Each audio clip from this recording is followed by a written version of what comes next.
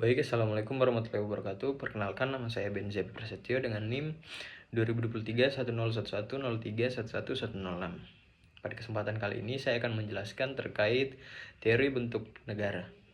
Yang dimana teori bentuk negara adalah kerangka konseptual dalam ilmu negara dan hukum tata negara yang menjelaskan bagaimana suatu negara diorganisasikan secara hukum dan politik, terutama berdasarkan siapa dan bagaimana kekuasaan tertinggi dijalankan.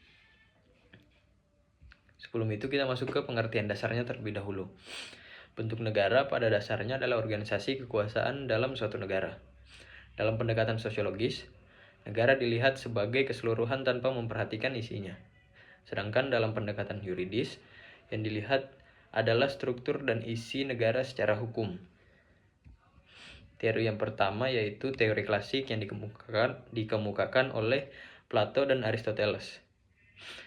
Teori awal tentang bentuk negara membedakan berdasarkan jumlah pemegang kekuasaannya.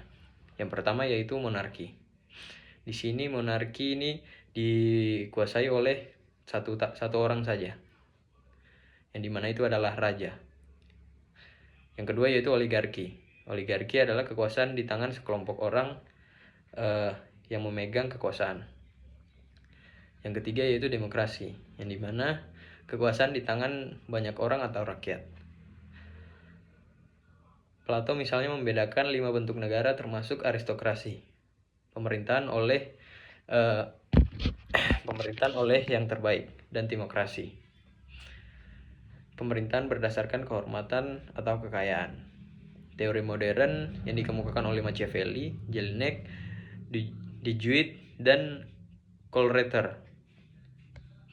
Yang dimana di sini Niccolo Machiavelli yang dianggap sebagai bapak teori politik modern menyebut ada 2 bentuk negara, yang dimana yang pertama adalah republik atau republika, yang kedua yaitu monarki. Pembedaan ini menjadi dasar bagi sarjana selanjutnya dalam menentukan kriteria bentuk negara. Selanjutnya George Jelinek. Menurut George Jelinek, kriteria statswil atau kehendak negara. George Jelinek membedakan bentuk negara berdasarkan bagaimana kehendak negara terbentuk. Yang pertama yaitu monarki. Kehendak negara ditentukan secara wajar oleh satu orang saja. Yang kedua yaitu republik. Kehendak negara muncul melalui proses yuridis, yaitu gabungan orang-orang dalam membentuk majelis atau dewan.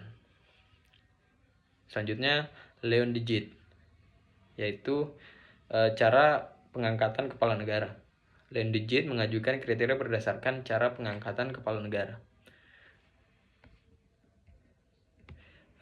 Seperti yang telah disebutkan sebelumnya, monarki, kepala negara diangkat secara turun-temurun.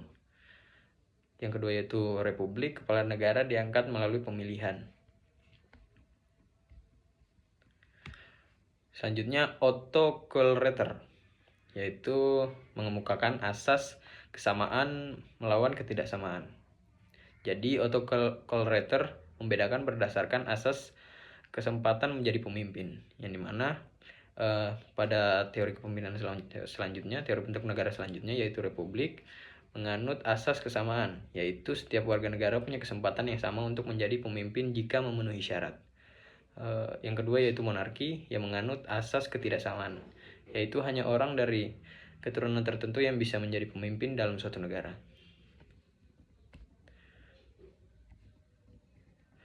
Bentuk negara dalam konteks susunan negara.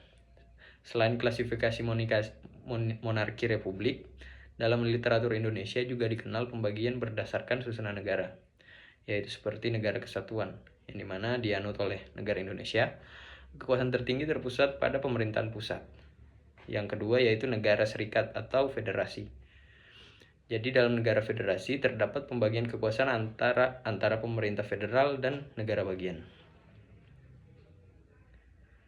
Mungkin itu saja yang bisa saya sampaikan. Kurang lebihnya saya mohon maaf. Wabillahi taufiq wal hidayah. Wassalamualaikum warahmatullahi wabarakatuh.